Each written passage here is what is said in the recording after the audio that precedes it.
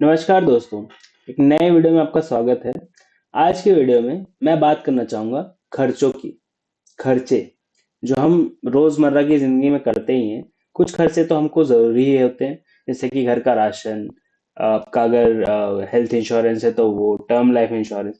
कुछ चीज़ें खर्चे हम मतलब चलिए छोड़िए, हो सकता है आप इंश्योरेंस लेते ही ना हो।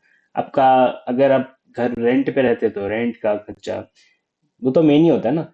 और अगर आपका खुद का घर है तो मेंटेनेंस का खर्चा, घर में भाई बिजली वो सब, पानी वो सब, जो भी है आपका मोटा मोटा खर्चा जो है, इन्हीं सब चीजों में मेन चीज है। ठीक है, ये खर्चा जो है ये तो होता ही है। ठीक है, इसमें तो आप क्या ही करेंगे। मोटा मोटा ये खर्चा ज्यादातर सबका ही होता है। अब चूंकि ये खर्चे के अलावा भी लोग खर्चे करना चाहते हैं, तो वो करते हैं, राइट। अब देखिए, अब जब भी आप खर्चा करेंगे, तो आपके पास या तो साधन होंगे या तो आपके साधन नहीं होंगे। जब आप साधन होंगे जब आपके पास साधन होंगे, यानी कि आपके पास पैसा पड़ा है इतना कि आप खर्चा कर सके, तो आप खत्म कर देंगे उसे, राइट। और फिर उसके बाद अगर कुछ दिक्कत हुई तो फिर आपको लोन लेना पड़ेगा। ठीक है। और अगर इतने महान इंसान हैं कि आपके साधन होते हुए आप लोन ले रहे हैं। ऐसे भी लोग होते हैं ना कि जिनके पास अभी साधन है लेकिन इतने नहीं है कि वो पूरी चीज खरीद लेते, तो थोड़ी चीज खरीद लेते हैं और फिर उसका लोन चुकाते रहते हैं। तो ईएमआई पे जो लिया जाता है, तो वो भी लोग करते हैं, है ना। आप हो सकता है कि बहुत पैसे बचाते हो सकता है आप मतलब चाहते हो कि मैं पैसे ना खर्च करूं। ठीक है, आप चाहते हो कि यार मोटा मोटा तो मेरे को सब पता है यार कि क्या करना है ना, तो वो सब मैं खर्चे कर लेता हूँ और बाकी के लिए मैं पैसे सेव कर लेता हूँ। तो उसमें भी एक दिक्कत है कि इन्फ्लेशन आता है तो चीज़ों के दाम बढ़ते हैं। अब आपने अगर वीडियो नहीं देखा तो वो देख लीजिएगा कि उसमें महंगाई कहाँ से बढ़ती है। ठीक है, एक वीडियो बनाया था मैंने, वो अभी आप देख सकते हैं। तो कहाँ से अब दाम दाम बढ़ते जाते हैं, राइट। क्योंकि दाम बढ़ते जाते हैं तो आपका जो पैसा आप सेव भी कर रहे हैं वो नहीं बढ़ रहा है ना, वो तो उतना ही रह रहा है। और अगर आपने सेविंग्स अकाउंट या एफडी में रखा है, तो आपको पता है कि इंटरेस्ट आपको कितना मिलता है। ठीक है, तो वो क्या इन्फ्लेशन से कीप अप कर पा रहा है क्या? दाम जो बढ़ रहे हैं, क्योंकि अभी तो इन्फ्लेशन मेरे को लगता है इस साल तो कम हुआ, राइट। पिछले साल कम हुआ इन्फ्लेशन, लेकिन इतना ज्यादा ग्रोथ भी नहीं हो रही है। ठीक है, और वो इन्फ्लेशन तो कभी वापस रैंप अप हो जाएगा। तो इसलिए अ, आपको मोटा मोटा तो सालों साल, अगर भले एक साल में ना दिखे, लेकिन हो सकता है 2 साल में या फिर 3 साल में तो आपको दाम बढ़ते दिख ही रहे होंगे। और क्योंकि ऐसा है तो आपको सेव करने का कोई मतलब ही नहीं है, क्योंकि आप सेव करेंगे तो फिर क्या होगा? फिर वो धीरे धीरे कम चीज खरीद पाएंगे और कम चीज खरीद पाएंगे, और फिर उससे अच्छा तो उस पैसे को कहीं आप और ही लगा लेते, है ना। तो एक ये चीज हो जाती है, तो फिर आप बोलेंगे इन्वेस्टमेंट करते हैं लोग, है ना। इन्वेस्टमेंट करते हैं कि यार कुछ हम इन्वेस्ट करें फिर उसका रिटर्न मिले। अब इन्वेस्टमेंट में क्या है, इनहेरेंटली एक रिस्क है ना। रिस्क है तो इसका आपने सुना होगा कहीं तो डायलॉग था।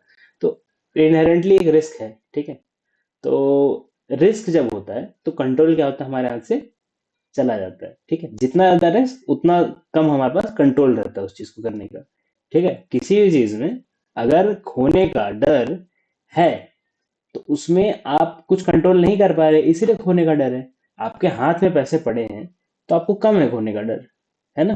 थोड़ा बहुत है कि आपको कोई आगे मार के ले जाएगा पैसे, लेकिन मोटा मोटा आपके हाथ में, मतलब कि आपके बैंक अकाउंट मान लीजिए पड़े हुए, ठीक है, वो पैसे इंश्योर्ड है कि आपका अगर बैंक लूट भी गया तो भी आपको पैसे मिल जाएंगे, है ना। अगर वो पैसे इंश्योर्ड है, वो सब है, तो आपको क्या फर्क पड़ता है? आपको टेंशन नहीं है ना पैसे खो जाएंगे करके, कंट्रोल है। लेकिन क्या है, उसमें फिर पैसे बढ़ नहीं रहे, रिस्क में पैसे बढ़ रहे हैं, लेकिन अब उसमें फिर कंट्रोल चला जाता है कि कितने बढ़ेंगे, कैसे बढ़ेंगे। हो सकता है कि अगर आपने 10 साल के लिए कहीं इन्वेस्टमेंट की है, तो पहले 2 साल तो वो गिरे पहले, ठीक है। फिर अगले 4 साल वो सिर्फ उतने पे ही चलता रहे, ठीक है। फिर धीरे धीरे उसमें रॉकेट लगे और वो 10 साल खत्म होने होने तक मोटा मोटा आपको 10-15% का रिटर्न दे दे। ठीक है, हो सकता है। आप समझ लीजिए ना, अगर ऐसा हुआ तो अब पहले के कितने साल हो गए? 4 साल उधर और फिर 2 साल उधर, तो 6 साल तो आप ऐसे ही बैठे हुए हैं मुंह पकड़ के कि यार ये मैंने कहीं कांड तो नहीं कर दिया, ये कितना खराब हो गया बे। ये तो मतलब मजा ही नहीं आ रहा इसमें। है, ये तो इन्वेस्टमेंट बेकार ही हो गई, कुछ कर ही नहीं रही है। अब आपने इसी उसमें कि यार मैंने गलत कर दिया, आपने पहले 6 साल में उस इन्वेस्टमेंट को वहां से पैसे निकाल लिए, ठीक है। तो तो फिर ना आपका उधर फायदा हो पाया, और थोड़ा सा नुकसान भी हो गया है ना, मैंने क्योंकि बताया थोड़ा सा नीचे गिरा फिर उस उतना ही था, है ना। तो नुकसान भी हो गया एक तरह से आपका, क्योंकि आपको कैपिटल गेन तो हुआ नहीं, ठीक है, लॉस अलग से झेलना पड़ गया। इतने साल आपका पैसा उधर फंसा रह गया, तो इन्फ्लेशन तो और बढ़ गया, ठीक है। और फिर आपको वो लास्ट में जो मुनाफा मिलना था वो भी नहीं मिल पाया, क्यों? क्योंकि आपको पेशेंस ही नहीं था। ठीक है, पेशेंस, अब देखिए पेशेंस का ऐसा है ना, कभी कभी आपको पता नहीं है ना, ये भी तो है, डर है ना, कि आपको पता नहीं है कि ये इन्वेस्टमेंट बढ़ेगी भी, हो सकता है ये और डूब जाए, तो पहले निकाल लूं तो एटलीस्ट मैं शांत हो जाऊं, है ना। तो जब शांत हो जाऊं तो शांत कैसे होते हैं, कि कंट्रोल आ गया अपने हाथ में, कि अब पैसे हमारे पास है। जब कंट्रोल नहीं था तो फिर डर था, रिस्क था, है ना, टेंशन थी। तो इसलिए इन्वेस्टमेंट बहुत ज्यादा सोच समझ के करता है इंसान कभी भी, ठीक है। और क्योंकि इतना सोच समझ के करने की जरूरत है इन्वेस्टमेंट, क्योंकि इतना सोच समझ के करने की है इन्वेस्टमेंट, इसलिए सब लोग नहीं सोचना चाहते, ठीक है। सब लोग इतना नहीं सोचना चाहते। वो लोग सोचते हैं कि यार तू मेरे से पैसे ले ले, मेरे लिए सोच ले और कर दे। लेकिन आप ये सोचिए, जो इंसान आपसे पैसे ले रहा है इन्वेस्टमेंट करने के लिए, जो भी इंसान आपसे पैसे ले रहा है, उसका खुद का पैसा है क्या? वो नहीं है, क्योंकि वो आपसे पैसे ले रहा है, राइट। अब क्योंकि वो आपसे पैसे ले रहा है, तो एक तरह से उसके लिए तो खेल ही है ना। आप कितना भी बोले कि यार वो अपना पैसा मान के खेलेगा, लेकिन एक्चुअल में तो उसके लिए खेल ही है। उसका क्या जाता है अगर आपको थोड़ा बहुत लॉस भी हो गया तो? अगर वो उसके कॉन्ट्रैक्ट के हिसाब से जो वो करना चाहता था वो नहीं, वो हो रहा है, तो हो सकता है कि मान लीजिए उसके कॉन्ट्रैक्ट में था कि वो आपको 8% रिटर्न दिला के देगा।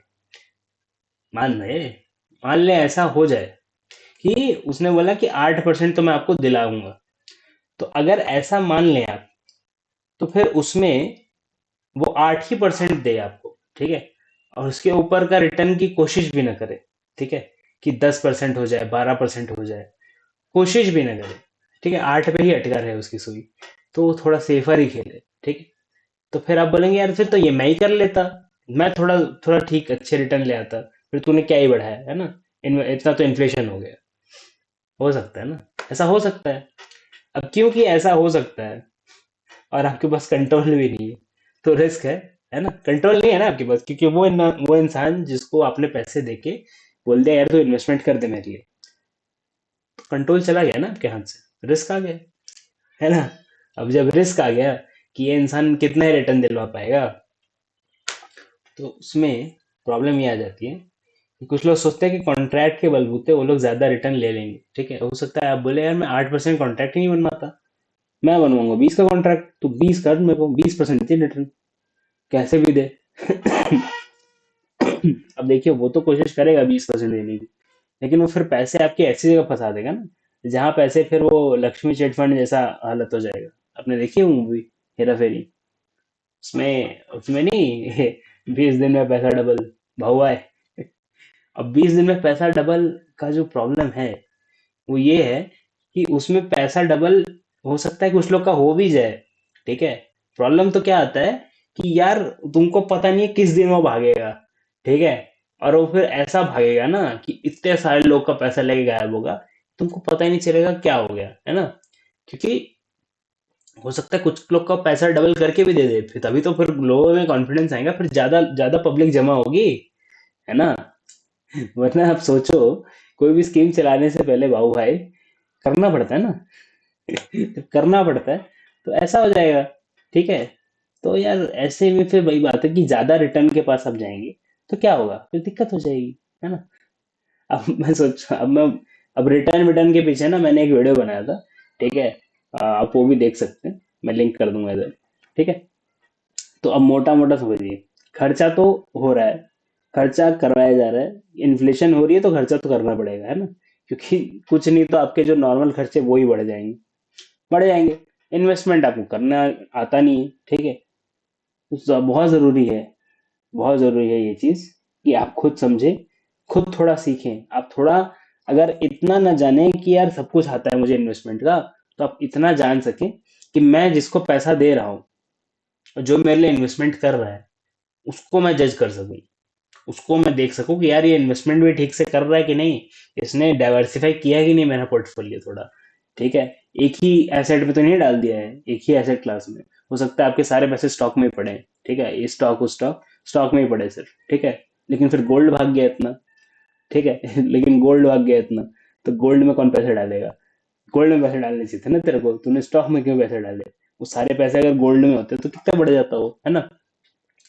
तो अब आप देखिए, अलग अलग एसेट क्लास में डाइवर्सिफाई करना वो अलग चीज है। वो इसलिए होती है क्योंकि आपको पता नहीं कि क्या बढ़ जाएगा, है ना? और एक बार एक चीज बढ़ती है तो फिर वो बढ़ जाती है, फिर आप क्या करोगे एक बार बढ़ गई तो? घर जो है, घर जो है वो एक नेसेसिटी है। घर जो है अगर आपका पहला घर है, ठीक है, तो वो तो नेसेसिटी है कि आप अगर जिंदगी भर रेंट देते रहें, उससे अच्छा आप घर खरीद लें। अब आप बोलेंगे यार मैं जिंदगी भर रेंट देते रहूं वो मेरे लिए सस्ता पड़ेगा रादर देन कि मैं घर ले लूं। करेक्ट है, लेकिन आपके पास एसेट क्या है? इतने साल आपने रेंट दिया, वो रेंट जो मकान मालिक है उसने लिया और उसने बैंक को पकड़ा दिया, ठीक है, क्योंकि वो तो दे रहा है ना ईएमआई, तो उसने बैंक को पकड़ा दिया, तो आप बैंक को ही दे रहे हैं ना पैसा, मोटा मोटा। जब आप बैंक को पैसा दे रहे हैं, जब आप बैंक को पैसा दे रहे हैं, तो यार खुद का ही घर ले लो, एटलीस्ट घर तो बन जाएगा आपका। ठीक है, आप कुछ तो छोड़ के जाओगे, ठीक है, कुछ तो आपका हो जाएगा कि हाँ यार मेरा घर है, इसमें मैं जो चाहे कर सकता हूँ। क्योंकि रेंट के घर में आपको पता ही है कंट्रोल है नहीं, रिस्क बहुत है, कभी कोई निकाल दे। अब आपको कहीं भी कोई निकाल दे तो उसी एरिया में आपका जो भी सिस्टम आपने सेटअप कर रखा है पहले से, जो भी इकोसिस्टम आपने सेट किया है, आपके दुकान वाले, आपके जो भी मतलब स्कूल होगा या फिर आपका ऑफिस होगा, उसी एरिया में आपको घर ढूंढना पड़ेगा। तो उस एरिया के नखरों के हिसाब से ही आपको घर ढूंढना पड़ेगा, है ना? लेकिन आपका खुद का घर है तो नखरे आपके हैं, है ना? तो ऐसे मोटा मोटा, मोटा मोटा आप समझ रहे होंगे कि क्या है दिक्कत और क्या प्रॉब्लम आ सकती है अगर आप घर न ले तो घर तो एक नेसेसिटी है, लेना चाहिए अगर आप ले सकते हैं। अगर आप नहीं ले सकते तो कोई बात नहीं, कोई बात नहीं।